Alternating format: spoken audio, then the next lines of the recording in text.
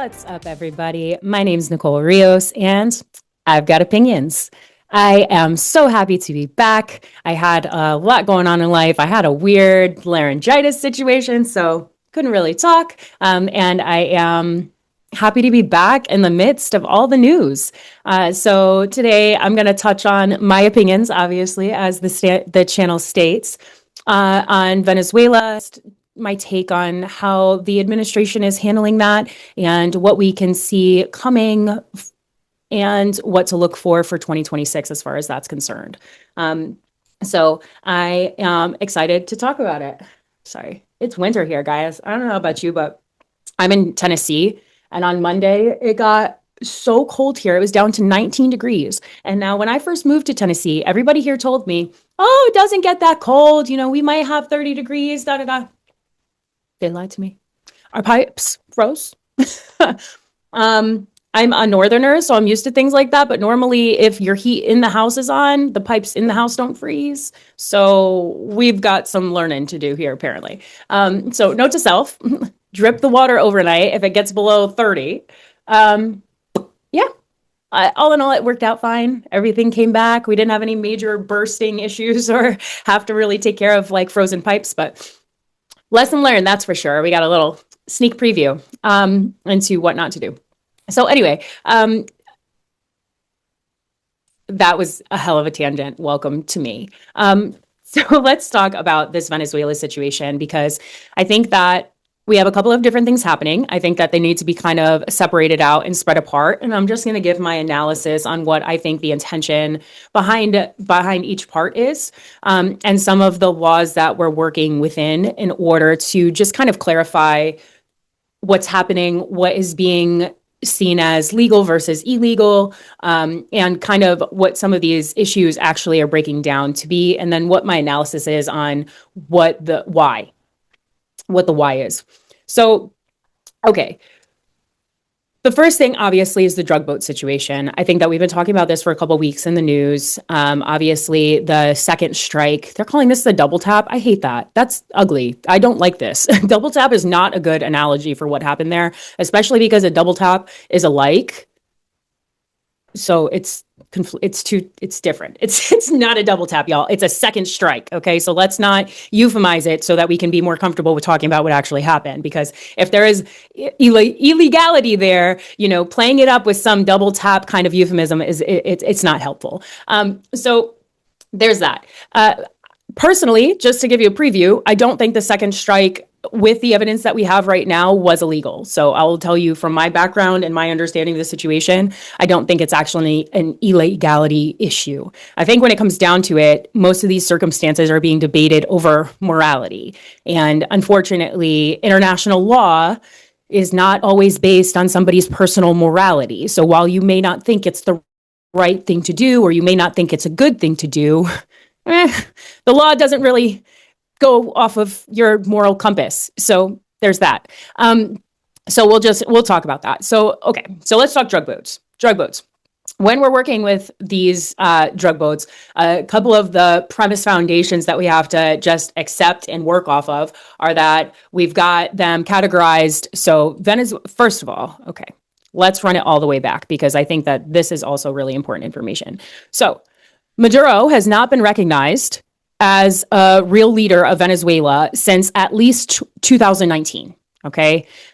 We consider his presidency illegitimate since then. We consider his 2024 reelection and inauguration as fraudulent. Okay. There is a $50 million reward out for his information leading to his arrest on narco-terrorism charges, and has been for a decade. So that is a foundational truth we must accept. This is not a new revelation. It is new to the news. It is new that we are hearing about it. It is new that the administration is being as transparent on this as they are. But Maduro being an illegitimate leader is not new. Maduro being involved in narco-terrorism is not new. These are not new things that all of a sudden have come up. Now, are they newly designated as a terrorist organization under our law? Yes, that is true. But in the past, they have still been, Maduro specifically, has still been up against narco-terrorism charges. So this just qualifies the cartels and the state run by Maduro as what it is, a terrorist organization. Now, that's the drug boat situation. Under international law, where all of these things are happening in international waters, the law states that when we give a command that, for instance, in this situation, don't come past this certain line with your drugs in your boats, or else you will see our enforcement of our laws. And they still choose to send the boats. So they have been given a warning. They are given an additional warning. They still choose to run the same routes with the same drugs ordered by the same people, the cartel, to push this up through the ocean. Now, the thing is that I think it's important to just clarify again, is that a lot of people are framing this as fentanyl. It's not fentanyl, it's cocaine. However, it is cocaine that then becomes laced with fentanyl and then becomes a very dangerous issue for people who think they're just getting a little bit of blow for the party over the weekend, and they end up ODing on fentanyl. There are hundreds of cases in our country of people who didn't intend to take fentanyl, who then took fentanyl because it was laced into another drug that they were using. So I understand people like, this isn't actually fentanyl, they're framing it differently. It does impact it the same way. Like, we don't want kilos and hundreds of kilos of cocaine coming across the border either. I'm sorry, I don't think that makes much of a difference. It's still being cut with fentanyl once it gets to Mexico, and then it's still being tunneled and trafficked. I mean, it's not like all of the drugs that got into America were just being walked across the southern border. That's not how this works, guys. So just because the border is closed doesn't mean that all those drugs are also stopped. It's probably stopped significantly, I mean, in a great way, but it doesn't mean that it's 100% done. And so when you argue, oh, it's not fentanyl, okay, but it's cocaine that will go to Mexico, then have fentanyl added to it to make it more addictive and more dangerous by the cartels. And then that is then trafficked into the United States. So that's better? That's somehow better? No, it's not better. It's the same. It's still us defending our borders from narco-terrorists. So obviously I have feelings on it. So I think that as far as the drug boats are concerned, they know what the risk is. This obviously has happened. It says we've had ongoing strikes. It's up to like 95 people who have been killed in the strikes as far as we know, which I feel like is a pretty high number, y'all. That's a pretty high number. That's a shocking one for me. But again, when you are given a warning under international law, and then you don't obey that warning, you're obviously not looking to follow the rules, A. And B, you assume the risk. If the drugs are that important for you to get here, why are you still running the boats up the same shipping path? You know, obviously this has been something that they've been doing for a long time, and I think they just might need to figure out how to pivot. Because the standard is set. When it comes down to it, it's in international law. They have been given a warning that if they proceed, that it will be considered an act of aggression towards us, and we therefore have the right to prevent that act of aggression. The second strike situation is slightly different, because in order to have the second strike be legal, what would be legally required would be to see that those people were intending to complete the mission or continue the mission on which they were interrupted. So, for instance, if the guys survived the strike, heard it coming, jumped out, who knows? I don't even know the situation. Obviously, none of us do. But if they were floating in the ocean and waving a white flag and, calling for help, and we initiated a second strike, that would not be legal. If they were in the ocean collecting the cocaine that got blown up, or trying to salvage some of the drugs and looked like they were waiting to be rescued, or pulling, not waiting to be rescued because that would still be considered illegal. But if they were pulling the drugs back onto the boat and making some attempt to reinitiate their travel path, which again, we don't know how hairy it got because we haven't actually seen the video. So we don't really understand what level of destruction the first strike caused versus the second strike and why the second strike was necessary. Again, this has been hashed out as far as the second strike legality. We'll see how that plays out. A lot of senators are calling for that to be released to view by every senator. Hegseth had said that he was going to release it to the armed forces, the special armed forces committees, only so that they could view it, which I feel like is reasonable. I don't think that every senator should have the right to see it, especially because a lot of them will do whatever they can to lie about the situation and paint it as a different picture because they've already tried to label this as an illegal order, which it's not, or hasn't been proven to be, and it wasn't Hegseth that gave the order. So again, we're painting a different picture when we're calling it that. Okay. So that's the drug boat situation. My feeling on the drug boat situation is that's about it is all it is. It's just about the drugs. It's just about stopping the influence up the border. It's something that we can do. It's local. It feeds the military industrial complex. You guys, when I'm giving my analysis, I'm giving it really objectively. I'm not applying a moral value to any of it or saying whether I agree with it or not. I'll tell you if I agree with it or not. But the rest of my analysis is really just about the things that I think are impacting and influencing it, and not the moral assessment of whether it's right or wrong, but just what is. And I really like to look at things that way because we can't move forward or solve problems when we don't identify what the actual problem is. This is coming from my holistic background as in health, is that you can treat a symptom, but you never actually heal or recover from the disease unless you understand what the root cause of the disease is. And so that's kind of the same here. So again, I think that generally we're operating within our rights. We're operating within international law. We are protecting our borders by not allowing, hundreds of kilos of cocaine to be trafficked through our country.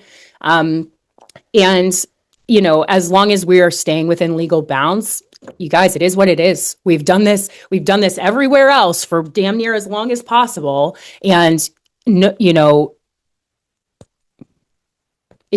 all of a sudden on the Western Hemisphere, so we're more sensitive. And it's just, that's naive. That's a little, come on. It's not different.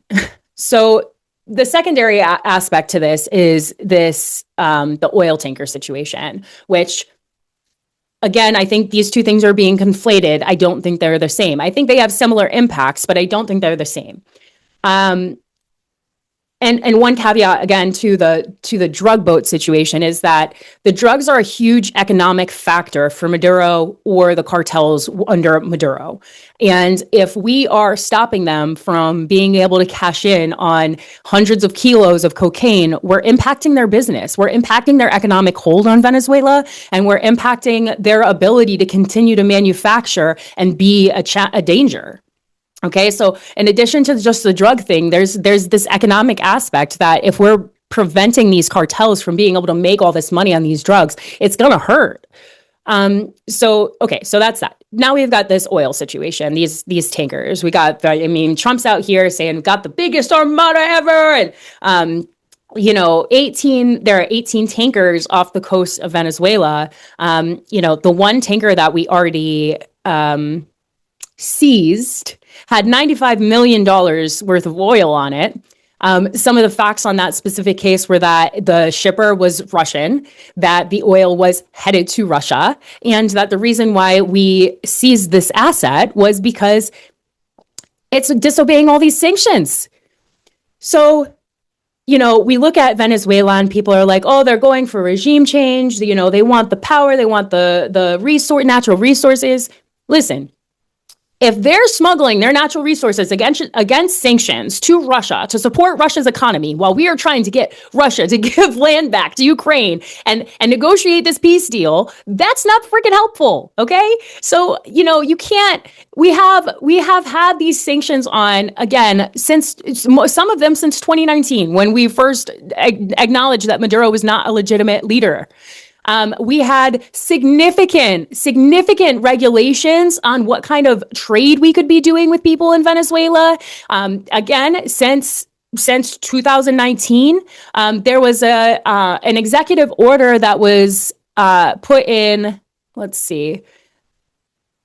So the first one that all of this is based on is the IEPA, and it provides the president the authority to regulate the international commerce and economy when it relates to sanctions or declaring a national emergency, as it relates to national security. Okay, so Venezuela is under this because they don't have a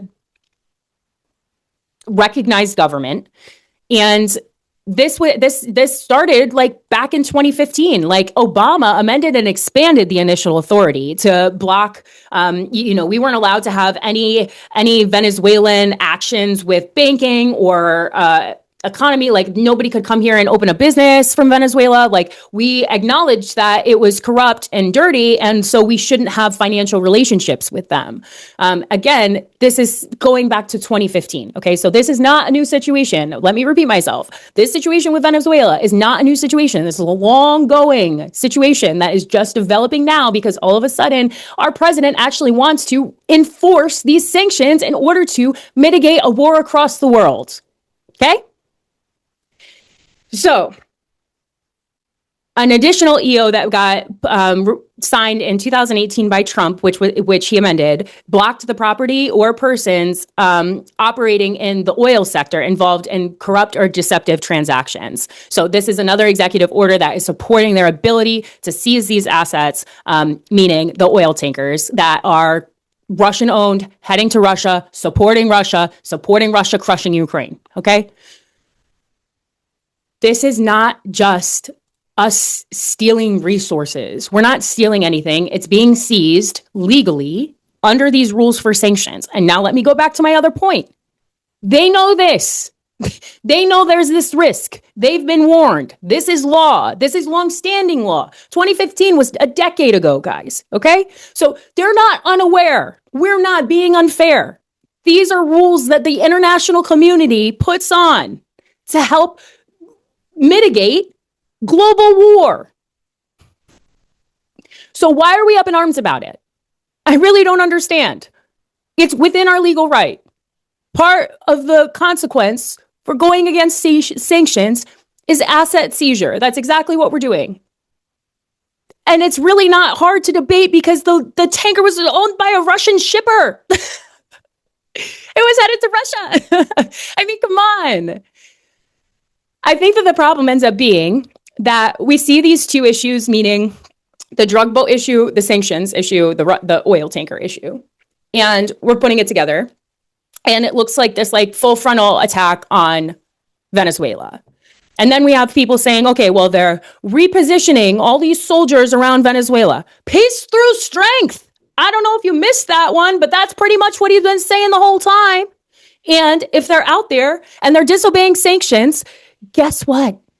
We're going to show up because daddy is home and we are tired of this crime being fine. And we are tired of enabling all of this trafficking of humans and drugs and all types of stuff. I'm done with it. We're done with it. That's not what America stands for.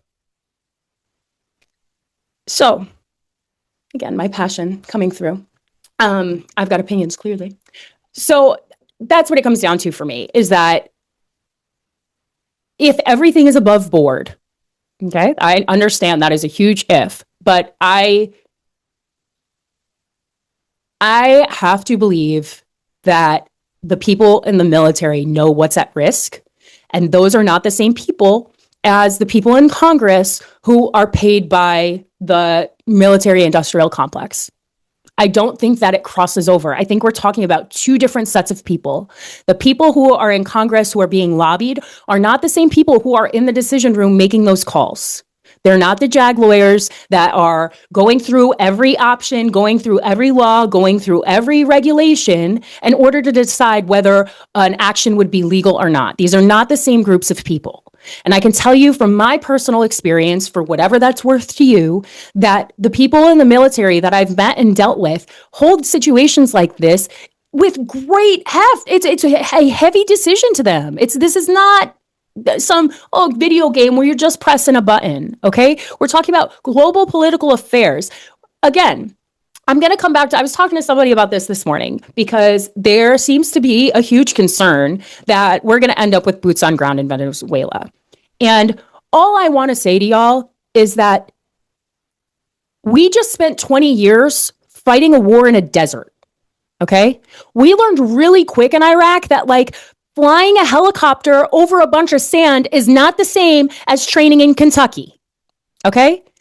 We also learned that meeting insurgents essentially on their playing field in urban environments was a shit show. We didn't do well for a pretty decent amount of time until we figured it out. So you can't tell me, because all of the people in the military right now are the people that went through Iraq. Okay? All the top brass have been in the military for 35 years and saw the whole thing happen. Okay? So you're going to tell me that all those people that watched us get slapped, okay, I'm going to be real, slapped for like the first 18 months of that situation because we didn't know shit about flying helicopters in the fucking desert? And we didn't know how to land them with all the sand flying? And we had no visibility because it's just endless miles of sandy hills? Listen, the jungle ain't no better, okay? There is tree cover and like, we're not getting satellite imagery. Okay, we might get heat detected stuff, but it's not going to be the same as being able to map out the fucking desert. Not to mention, we have to compare this to like Vietnam. These guys know this terrain. This is their jungle. Okay, we can be as amazing war fighters as we want, but it doesn't overcome home field advantage. Okay, so wow, we could. And we would figure it out, I'm sure. Listen, drone technology is not helping us fly through the fucking jungle. And we are not going to be able to boots on ground fight people who live in the fucking jungle, y'all. Seriously. I'm not even talking about the practicality of visibility or getting lost out there. Not to mention the fucking animals and venomous snakes and lizards and spiders and all types of shit. Listen, our military is not, educated in the threats that exist in the Venezuelan jungle, okay? I can tell you, these are all threat assessments that they're walking themselves through. Okay, this with boots on ground in Venezuela is not it, y'all. I just really don't see that happening. It's not America first. It's not America only. It's not even MAGA. Okay, there's nothing. Listen, okay. So walk it down. I'm going to stop on that soapbox. We're going to walk down the path a little bit more. We get to a point where, because again, both what the oil tanker situation and the drug boat situation are both having an economic impact on Venezuela. As intended, I'm sure, okay? Because the one way you squeeze a regime out is you make them broke. Okay, if they don't have any money to do anything, of course they're going to run. They're going to cut and run. They can't. The people of Venezuela are oppressed. They're suffering. Like the second that they have a chance to get a come up, I'm pretty sure they're going to take it. So I'm not saying that a regime change happens because we put boots on ground and there's a coup. Okay, I'm saying regime change happens because we choke them out economically so much between stopping their trade with Russia for oil and stopping the cartels from being able to get drugs up here. Those are two huge economic levers, okay? You have to think about how Trump operates, y'all. Trump operates on the economy. Trump operates on trade. The deals he makes are not related to power. I mean, only by how much money can we make, okay? So when I see this happening with Venezuela, what I see is Venezuela has oil and Venezuela has natural resources. They have the metals and wonderful rare earths and shit that we could use, okay? So here's what I see happening, in all honesty. We choke him out economically for as long as necessary until he flees. I'm sure that we have taps on some reserve person who is ready to step up and take over that just needs the moment and the support. And then the truth of the matter is that Venezuela is going to need significant economic support. They have been emptied out by socialism, essentially. And it's not going to be good for them if their leader's gone, their cartel, who's kind of providing some level of infrastructure support, and they don't have that anymore. Okay.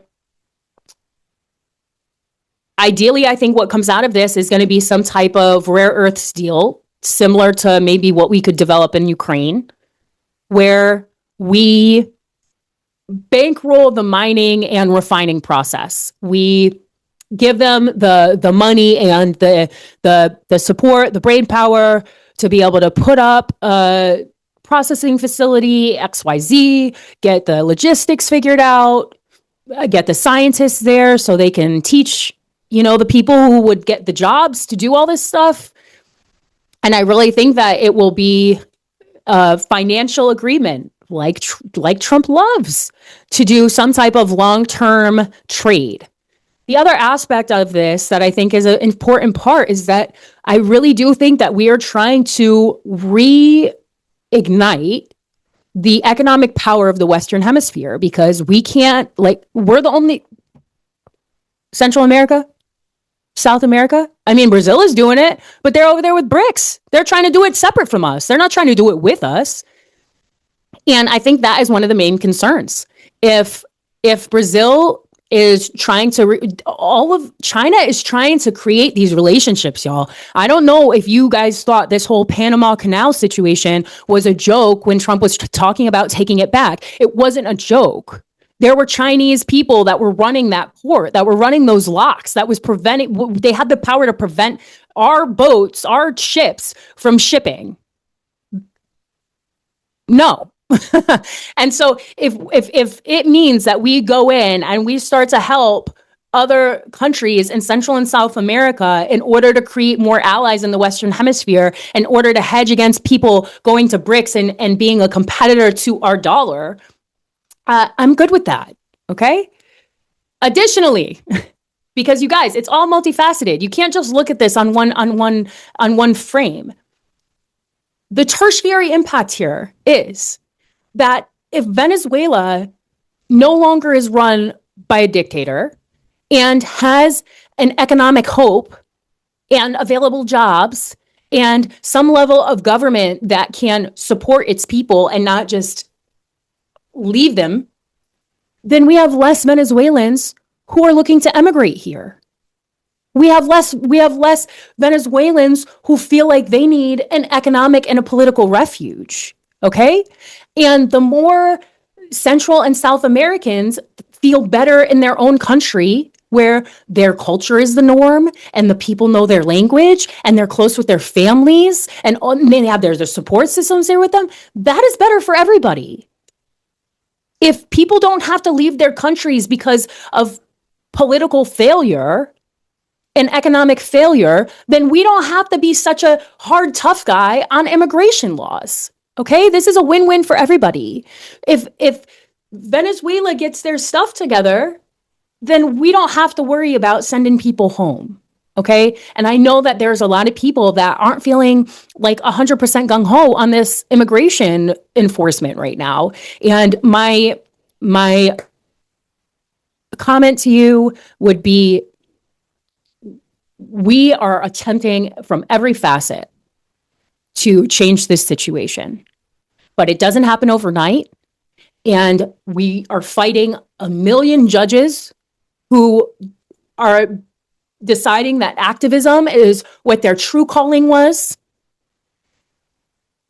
And it's not an easy thing to do, especially when people are conflating issues and saying that, oh, we were first blowing up drug boats and now we're taking oil tankers. And there's no context to what law or why, or, we have to stay informed. We have to stay honest. We have to be clear about what the intentions may be and why we're doing what we're doing. And we have to be willing to see that it's not what you think it is. And it's not what the mainstream media is saying. Okay. Again, I think both of these things are economic chokeholds on Maduro and the terrorist groups that are running Venezuela right now. And I also think it is an effort towards peace through strength. I mean, how many How many American carriers do you think they're willing to try and get through to ship out that whale to Russia? Okay. And I don't know how long it takes, but I can't imagine it's longer than a few weeks before they realize, well, we're not going to tanker out through this. And what are we going to do instead? And maybe we need to make a deal. And maybe that then has a secondary impact on Russia and their ability to make a deal in Ukraine. And so we can sit here and be like, what are we doing in Venezuela? Well, you know what? It's a lot bigger than Venezuela. It's about shoring up the dollar and the future of the dollar so that America can be great forever. And it's about weakening Russia. It's about weakening Maduro. It's about weakening all of the evil, crazy dictators in the world. And when I hear people say, oh, we have to save democracy, listen, democracy elected Donald Trump. And you can like it or you can not like it, but it doesn't change the fact it did. Okay? And there are other leaders in the world who are actually illegitimate, who are actually crushing their people. And nobody's hollering as hard about that, which is mind-blowing to me. So save your tears on the Venezuela thing. If we are doing illegal things, I will be the first to stand up and say, this must stop. That is not what I'm saying. So please don't misconstrue my words.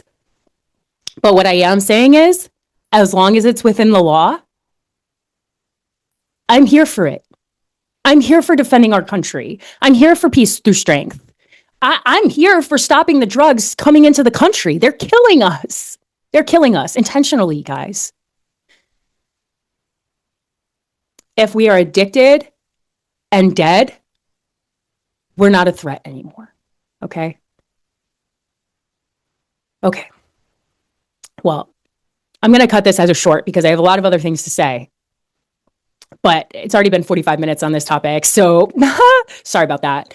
So anyway, hope it brought some enlightenment to your understanding of that conflict and that situation, because I think that it's a much deeper thing than an illegal military order or something along those lines.